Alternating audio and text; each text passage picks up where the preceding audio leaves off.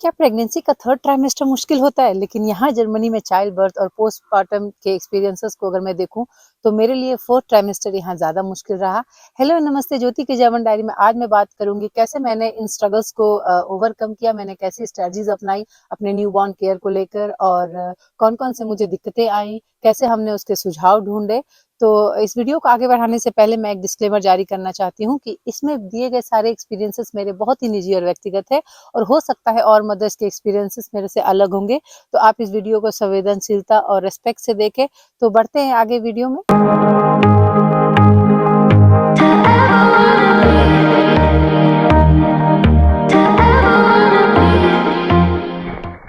तो सबसे पहले जो मेरा स्ट्रगल रहा वो था ब्रेस्ट फीडिंग का।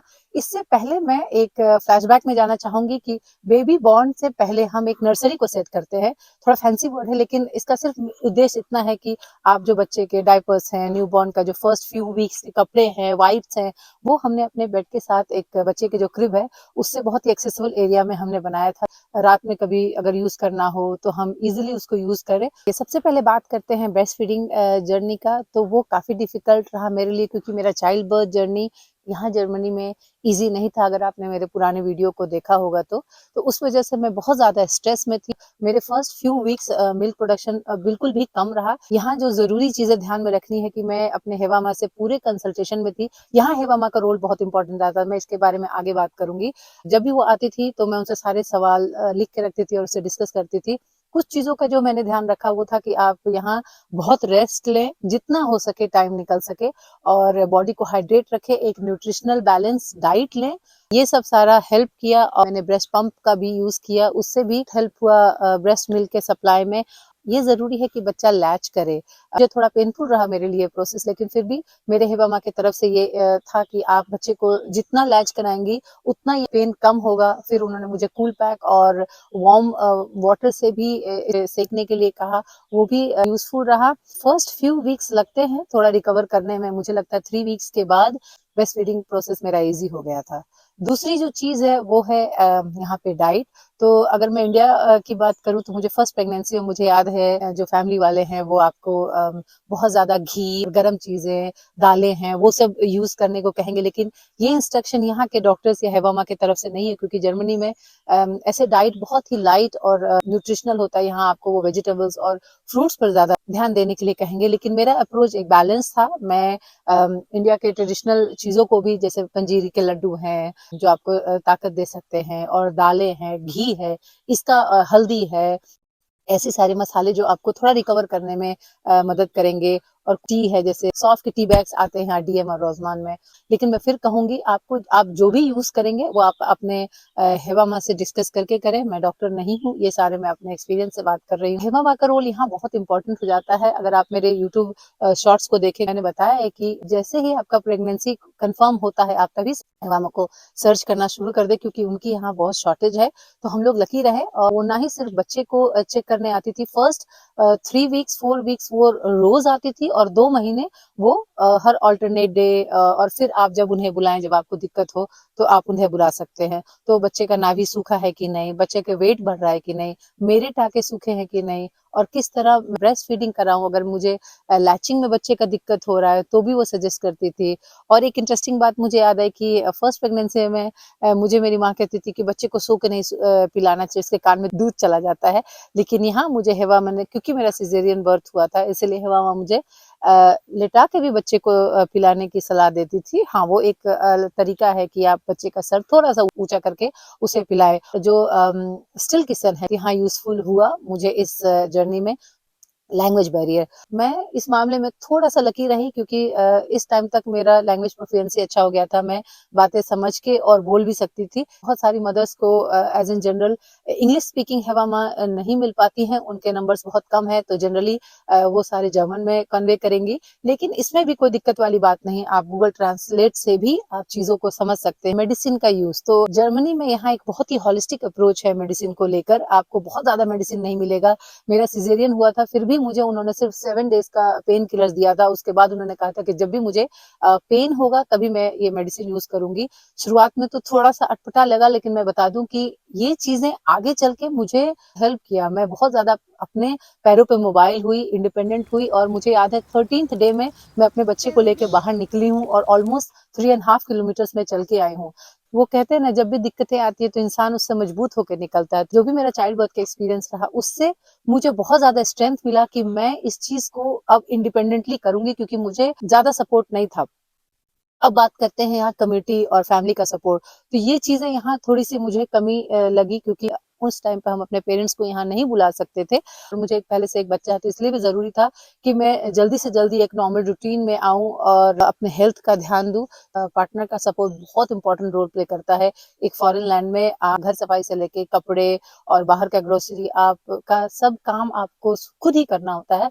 पूरे डे में जो ब्रेस्ट फीडिंग का था वो मैं करती थी, और रात में जो एक्स्ट्रा मिल्क बचता था वो मेरे हस्बैंड बॉटल में करके बच्चे को फीड करा देते थे, ताकि हमें थोड़ा सा और स्लीप मिल जाए। तो अच्छी स्ट्रैटेजी रही हमारे लिए। मेरे हस्बैंड इंश्योर करते थे कि मैं दिन में भी थोड़ा सा नैप ले लूं, जो कि बहुत जरूरी है एक मदर के लिए। बेबी ब्लूज, जिसको हम पोस्टपार्टम डिप्रेशन तो नहीं कहूंगी, बट ऐसा लगता है कि आप बहुत ज्यादा इमोशनल हो गए। मुझे याद है मैं कभी कभी बैठे बैठे ऐसे रोना शुरू कर देती, छोटी छोटी बात पे रोना आ जाएगा, गुस्सा आ जाएगा। तो वो मुझे लगता है थोड़ा नॉर्मल है। हम लोग अकेले सारा संभालना और घर को भी देखना, पहले से एक बच्चा है और फिर एक दूसरे बच्चे की जिम्मेदारी आई है, तो एक छोटी बात नहीं है। लेकिन पार्टनर के सपोर्ट के साथ मुझे लगता है ये एक्सेसिबल है, ये आप कर पाएंगे। मैंने कर लिया है, ये सारी मदर्स यहाँ कर पाएंगी। और मुश्किलें तो है इंडिया से, और यहाँ डिफरेंस है कल्चरली, एक नया देश है, भाषा अलग है, लोग अलग है, तो थोड़ा बहुत अटपटा लगेगा। बहुत जरूरी है कि हम मेंटली स्ट्रांग रहें और अपने सपोर्ट सिस्टम को हम देखें। यहाँ पर जैसे कि एक्सपैट ग्रुप है, और वहाँ अगर हमें कोई दिक्कत है तो हम अपने सवाल उनसे पूछ सकते हैं, और जब तक हेवा माँ की सर्विसेज हमें मिल रही है तब तक हम हेवा माँ से कंसल्ट कर सकते हैं। ये सारी चीजें ईज करती हैं इस पूरे प्रोसेस में। अब बात करते हैं वैक्सीनेशन की। तो यहाँ जर्मनी में वैक्सीनेशन का स्ट्रक्चर थोड़ा अलग है। यहाँ U1, U2, U3 करके वैक्सीनेशन होता है बच्चों का, और जैसे मदर पास बनता है वैसे बच्चों का भी वैक्सीनेशन पास बनता है। मंथ और डेट वाइज आपको उसमें लिखे रहेंगे कि कब आपको बच्चे को लेके अपने पेडियाट्रिक्स के पास जाना है। अच्छा है यहाँ का प्रोसेस वैक्सीनेशन का। यहाँ जर्मनी में गवर्नमेंट की तरफ से मुटरशुट्स और अल्टर्न पैटर्नल लीव, ये सारे ऑप्शंस इस प्रोसेस को थोड़ा और इजी बनाते हैं। मदर को यहाँ बहुत सारे फैसिलिटीज हैं। यहाँ के इंश्योरेंस की तरफ से भी आप ऑप्शंस को आप देख सकते हैं, जैसे कि पोस्ट नेटल योगा है, या पोस्ट नेटल रुकबिल्डुम कोर्स है, और अपने गायनेकोलॉजिस्ट से आप डिस्कस करते रहें कि कौन कौन से एक्सरसाइजेज आप कब से एक्सरसाइज स्टार्ट कर सकती हैं।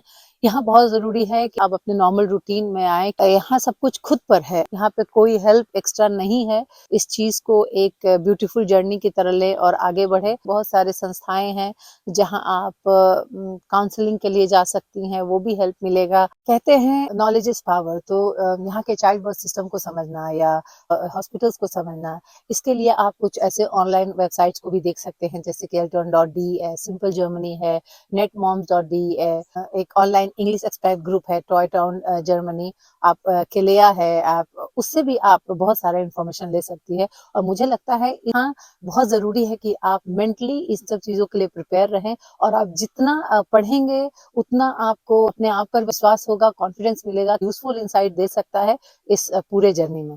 न्यू बॉर्न के आने के बाद घर के सारे काम कैसे मैनेज होंगे, जैसे खाना है, लॉन्ड्री है, तो यहाँ हमने टेक्नोलॉजी का बहुत अच्छा यूज किया। हमने रोटीमैटिक खरीदा, और मैं सच बताऊं ये हमारे लिए एक बूंद से कम नहीं है। रोबोट वैक्यूम क्लीनर लिया, जिससे हमें साफ सफाई ज्यादा स्ट्रेस नहीं हुआ, और हमने ड्रायर के साथ वॉशिंग मशीन लिया, जो हमें कपड़े एकदम सिर्फ तह करने के लिए ही बचते थे। डिश वॉशर है, या आपको राइस मेकर है, ये सारे उपकरण यूजफुल रहे हमारे, क्योंकि शुरुआती 3-4 मंथ में बताऊं याद ही नहीं रहता है कि कौन सा दिन है, कौन सा डेट है, बहुत ही कंफ्यूज रहता है सब कुछ। लेकिन आप धैर्य बनाए रखिए, अपने पार्टनर का सपोर्ट इसमें लीजिए, और अपने आप को हील होने का टाइम दीजिए। यहाँ से एक और चीज निकल के आती है कि जो भी बच्चे का जो न्यूबॉर्न का, चाहे वो कपड़ों का हो, चाहे वो बेसिक आइटम्स है, क्रीम है, लोशन है, तो यहाँ डीएम और रोसमान में आपको सारी चीजें यहाँ मिल जाएंगी। और मुझे ऐसा लगता है कि इस टाइम पे फर्स्ट फ्यू वीक्स में एक मदर और बेबी को बहुत ज़्यादा रेस्ट की ज़रूरत है। तो हम लोग शॉपिंग हॉल में ना जाकर हम ये सारी चीज़ें हम डीएम और रोज़मान से भी ले सकते हैं। मेरा अनुभव काफ़ी अच्छा रहा और जो भी अपने बच्चे की नीड है आप हिबा माँ से भी डिस्कस कर सकते हैं। ये भी ध्यान रखना है कि बहुत ज़्यादा कपड़े शुरुआत में नहीं खरीदने, क्योंकि बच्चे जल्दी बड़े हो जाते हैं। हम यहाँ फैमिली से दूर है और मेरे केस में तो मेरे पेरेंट्स नहीं आए थे, लेकिन मेरी माँ ने मेरा इंडिया में रह के भी बहुत सपोर्ट किया। मुझे याद नहीं है इस पूरे फर्स्ट ईयर में ऐसा कोई भी दिन होगा जब मैं अपनी माँ को फोन नहीं लगाया होगा, और हम वीडियो कॉल में भी बहुत सारी बातें डिस्कस करते थे। जैसे छोटी छोटी चीजें हैं, मेरी माँ कहती है कि खाने के बाद आप अजवाइन खाएं तो उससे बच्चे को कोलिक नहीं होगा। ये सारी चीजें मैंने अपनाई, और जब भी आप पानी पिए तो बैठ के पिए। तो ये कुछ ऐसे टिप्स थे जो मेरी माँ की तरफ से मुझे आए, इसलिए मैं शेयर कर रही हूँ।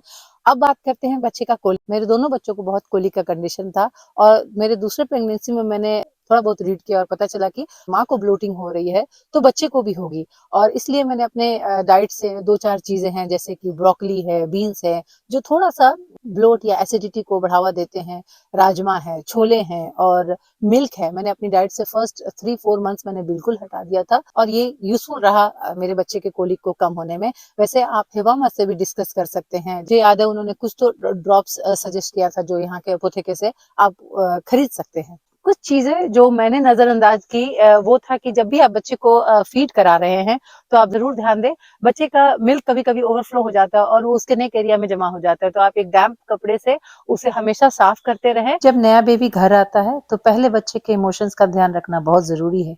इस वक्त पे पापा का रोल इम्पोर्टेंट हो जाता है। वो अपने पहले बच्चे के साथ थोड़ा एक्स्ट्रा वक्त बिताएं और उसको ये महसूस कराएं कि वो भी उतना ही प्यारा और स्पेशल है। अब बात करते हैं बेदिंग की। तो मुझे जहाँ तक याद है कि मेरे बच्चे को यहाँ हॉस्पिटल में बेद नहीं किया गया था, वो सिर्फ साफ कपड़े से उन्होंने पोंछ दिया था। और हेवा माँ ने भी बेदिंग के लिए मना किया, क्योंकि उनके नेवल में जो स्टैम्प रहता है वो जब तक सूखता नहीं है आप बेदिंग बच्चे को नहीं करा सकते हैं। मेरे बेबी का फर्स्ट जो बात था वो 1 मंथ के बाद हुआ। हेवा माँ ने ही अच्छे तरीके से करके दिखाया। बेदिंग के साथ जो बात होती है वो है बच्चे का क्रेडल कैप। तो मेरे दोनों बच्चों के साथ ये क्रेडल कैप की परेशानी रही थी। हेवा ने सजेस्ट किया कि मैं इससे बिल्कुल परेशान ना हो, जब भी बच्चे को आप बात दें हल्के से एक ब्रश आता है उससे आप रब करें और धीरे धीरे वो क्रेडल कैप खत्म हो जाएगा। अब बात करते हैं एक रियलिस्टिक एक्सपेक्टेशंस रखना। हम दूसरों की कहानी सुनते हैं तो हमें लगता है हमसे वो मैनेज क्यों नहीं हो पा रहा है, लेकिन यहाँ पे सबकी कहानी अलग है। जैसे मेरी कहानी है वैसे आपकी कहानी नहीं हो सकती है। जो आपके लिए बेस्ट हो आप वही अप्रोच रखें। तो आप भी अपने एक्सपीरियंसेस कमेंट में शेयर करें, ताकि जो भी महिलाएं इस जर्नी से गुजर रही हैं उनके लिए आसान हो जाए, हमारी जर्नी से कुछ सीख सके और पहले से प्रिपेयर रहे मेंटली।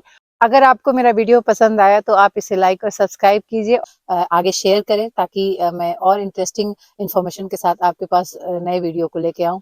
धन्यवाद।